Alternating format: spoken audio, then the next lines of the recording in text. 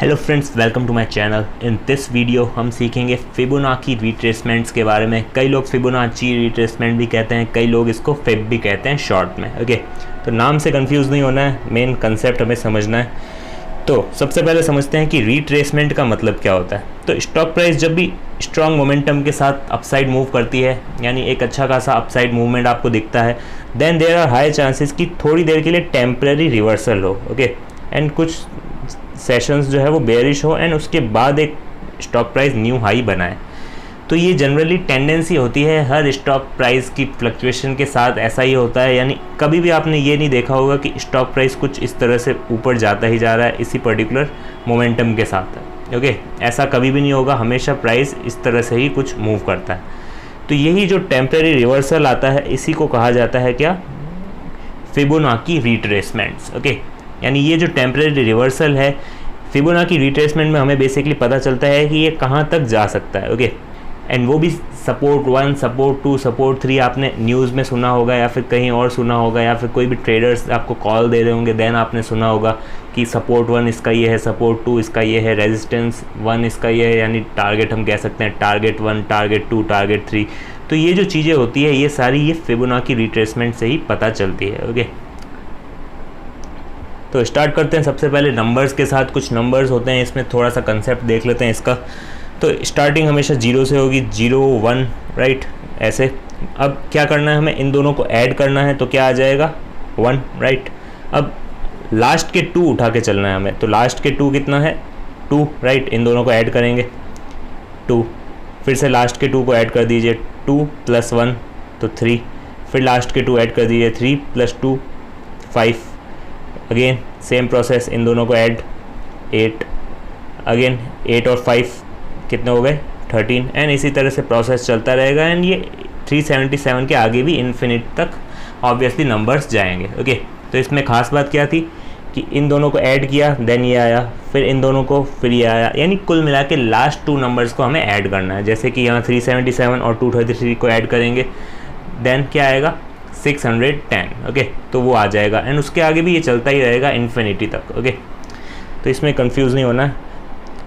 And ये basically एक और चीज़ होती है इसमें, सपोर्ट पे जाने से पहले एक और चीज़ देखते हैं कि इसमें एक और खासियत होती है, आप देखेंगे तो अब अगर 377 को आप डिवाइड करेंगे किससे, 233 से। ओके, यानी 377 को आपने डिवाइड कर दिया 233 से, तो आपका आंसर अप्रॉक्स 1.6 के आसपास ही आएगा। ओके, 1.618 के आसपास आए, या 1.6 भी हम कह सकते हैं। ओके, एंड अगर 233 को 144 से डिवाइड करेंगे देन ऑल्सो 1.6 ही आएगा। तो ये आप इस तरह से समझेंगे तो 144 से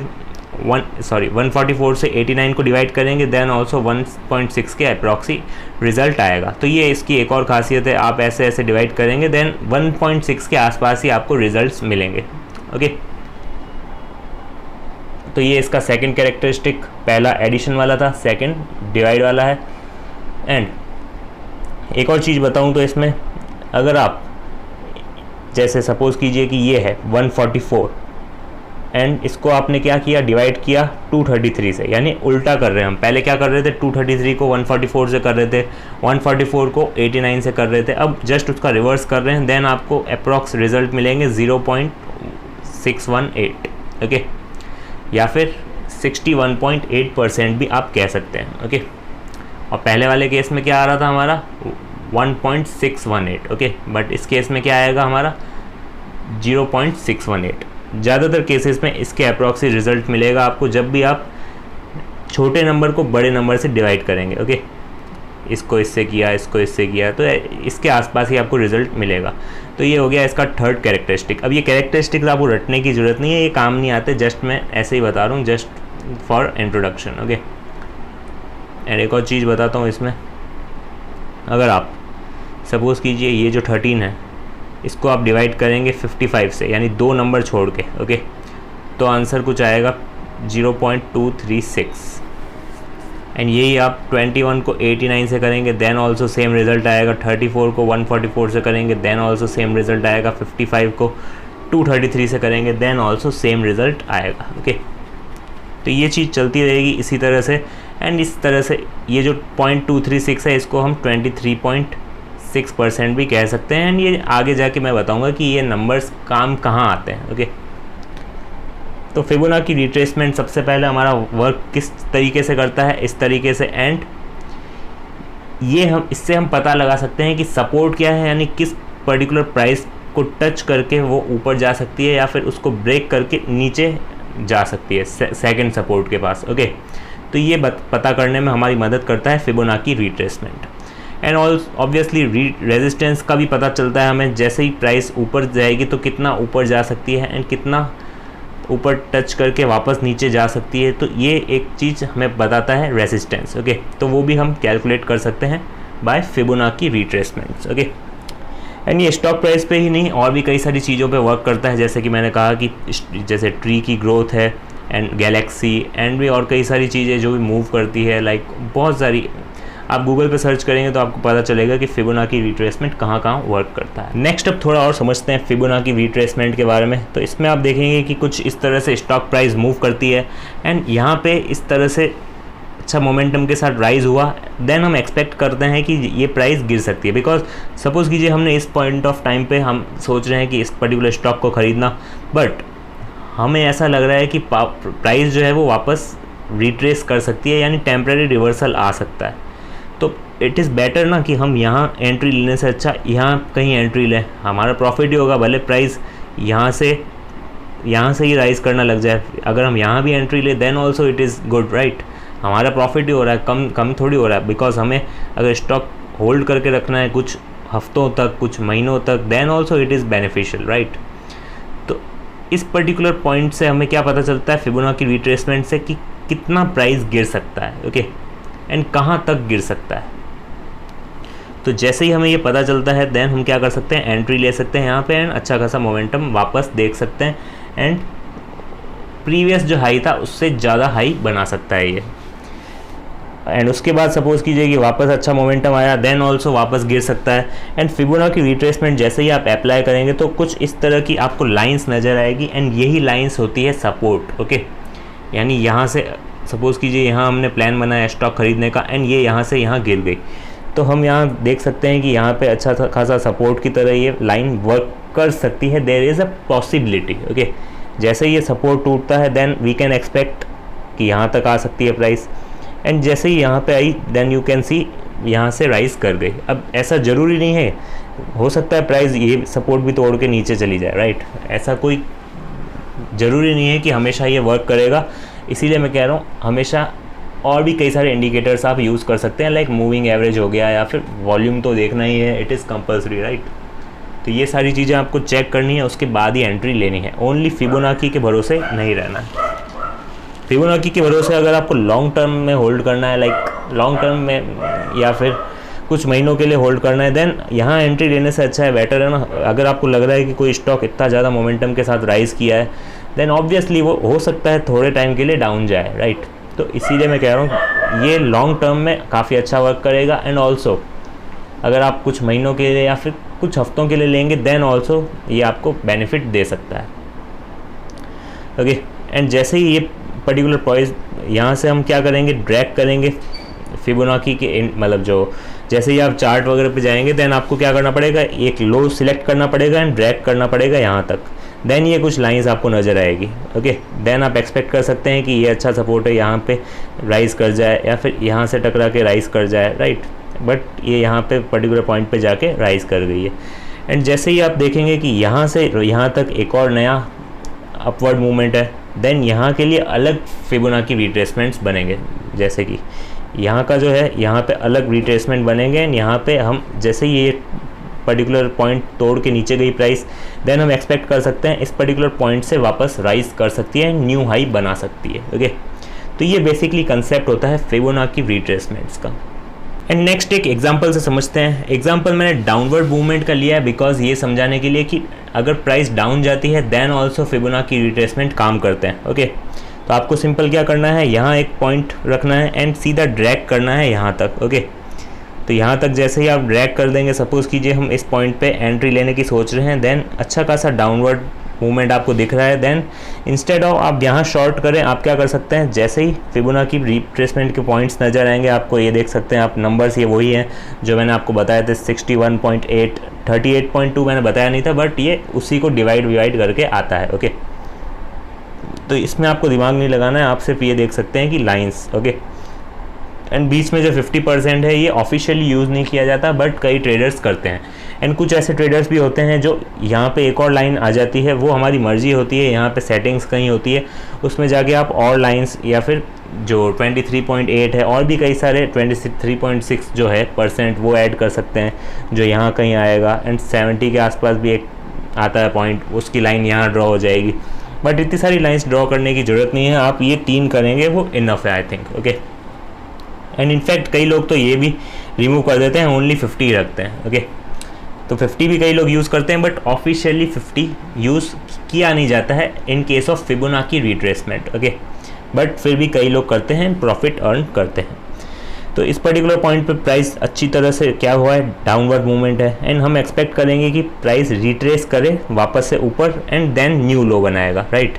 तो वैसा हुआ भी है, देखें यहाँ पे प्राइस है एंड यहाँ पे वापस टच किया है एंड कहाँ लिया है रेजिस्टेंस 38.2% के आसपास, राइट। तो आप देख सकते हैं यहाँ पे वापस से टकरा के प्राइस वापस से गिरी है एंड न्यू लो बनाया है।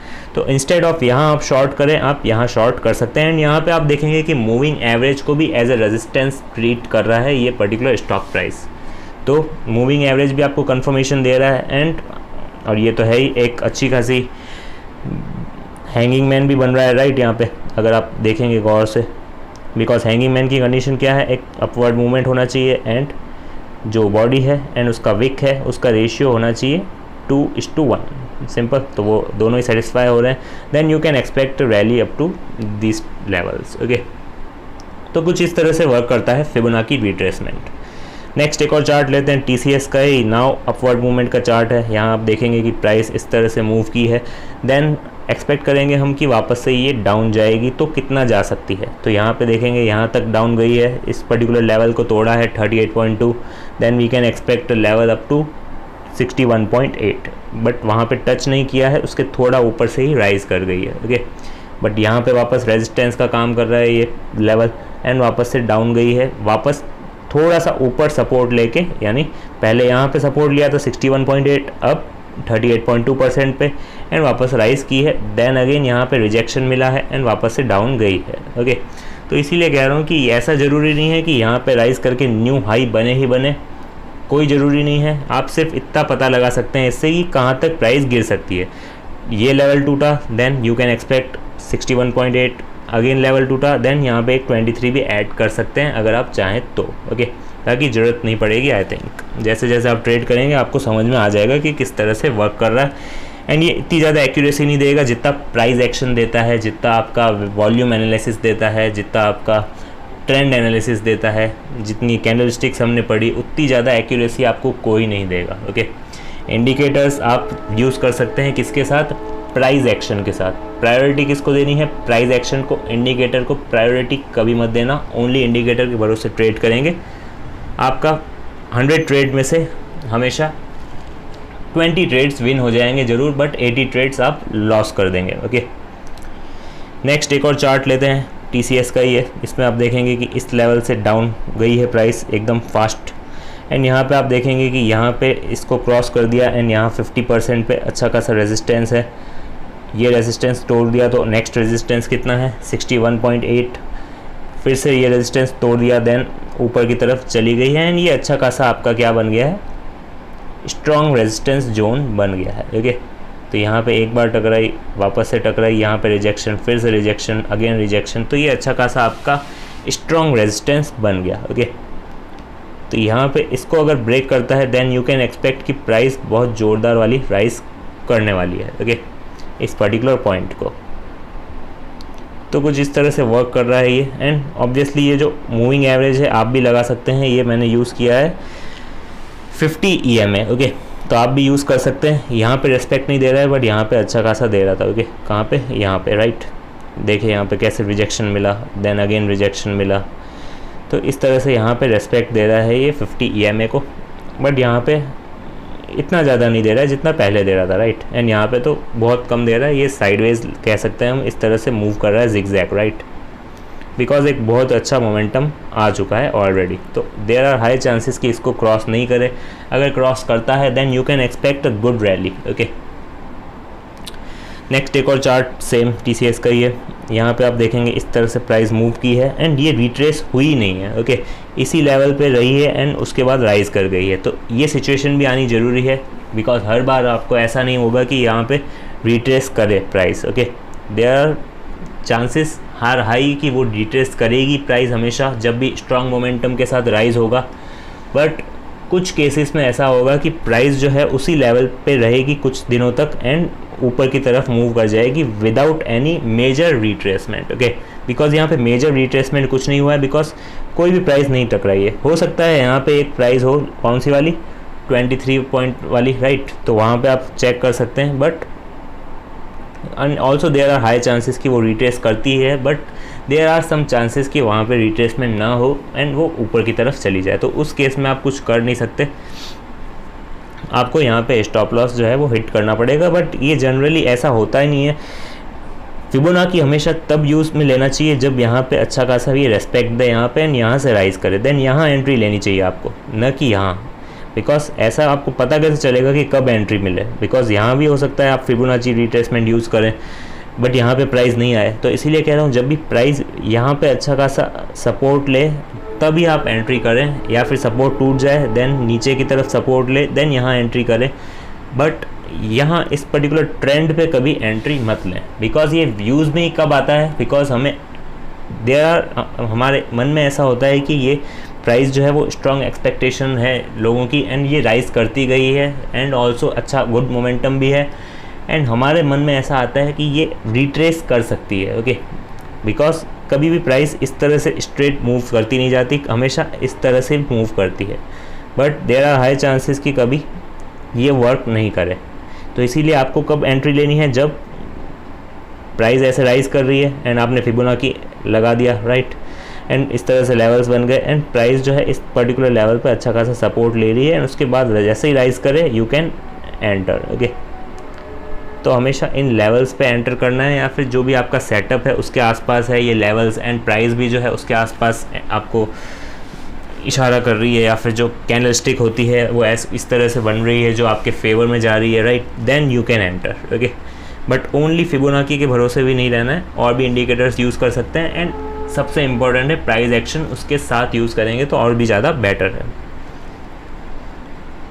नेक्स्ट सेम उसी तरह का कुछ चार्ट है, देखें यहाँ पे 38.2 जस्ट तोड़ा है, बट यहाँ पे कहीं मूव की है एंड वापस से राइज मिला है, बट ये वापस से अगेन टूट गया एंड 61.8% के आसपास जो है प्राइस सपोर्ट लिया है एंड अगेन राइज कर गई है एंड ये मूविंग एवरेज के पास है, then you can confirm, okay. जितना ज़्यादा मूविंग एवरेज के पास होगी एंड उसके पास सपोर्ट लेगी उतना ज़्यादा देयर आर हाई चांसेस कि आपका जो ट्रेड है वो प्रॉफिटेबल होगा, ओके। नेक्स्ट अगेन TCS का चार्ट एग्जैक्ट देखिए, वहाँ पे सपोर्ट लिया है, अच्छा खासा राइज हुआ है। यहाँ पे आप क्या कर सकते हैं, फिबोनाची ड्रॉ कर सकते हैं एंड देखिए यहाँ पे एग्जैक्ट 38.2% पे प्राइस ने रिट्रेस किया है एंड वापस से न्यू हाई बनाया है, ओके। तो यहाँ यही मैं कह रहा था आपको, जैसे ही रिट्रेस करे प्राइस इस पर्टिकुलर पॉइंट पे, अब देखिए EMA भी है जो उसके जस्ट सपोर्ट भी ले रहा है EMA पे, राइट। तो दोनों चीज़ें आपकी कंफर्मेशन दे रही है एंड ऑल्सो ये एक तरह से बुलिश एनगल्फिंग भी बन रहा है, राइट। तो देखो कितनी सारी चीज़ें हो गई, एक तो 50 EMA को अच्छा खासा सपोर्ट मिल रहा, राइट, दूसरा फिबोनाची भी अच्छा खासा सपोर्ट दे रहा है 38.2 एग्जैक्ट वहाँ पे ही सपोर्ट लिया एंड राइज कर गई, तीसरा कंफर्मेशन बुलिश एनगल्फिंग, राइट। तो ये तीनों कंफर्मेशन दे रहे हैं आपको, देन ऑब्वियसली आपको ट्रेड लेने में मज़ा आएगा एंड ऑल्सो आपका जो एक्सपेक्टेशन है वो और बढ़ जाएगी एंड एक्यूरेसी भी बढ़ जाएगी, राइट। तो इसी तरह से यूज़ करेंगे देन ऑल्सो आप प्रॉफिट अर्न कर पाएंगे। Without this knowledge you can't earn, okay. आपको सारी नॉलेज होनी चाहिए कैंडल स्टिक्स की, मूविंग एवरेजेस की एंड वीडियोज़ मैंने डिस्क्रिप्शन में दे रखे हैं। स्टार्टिंग से मेरी इस पर्टिकुलर कोर्स को देखेंगे देन आपको समझ में आएगा कि मैं क्या कह रहा हूँ, वरना आपको नहीं समझ में आने वाला, ओके।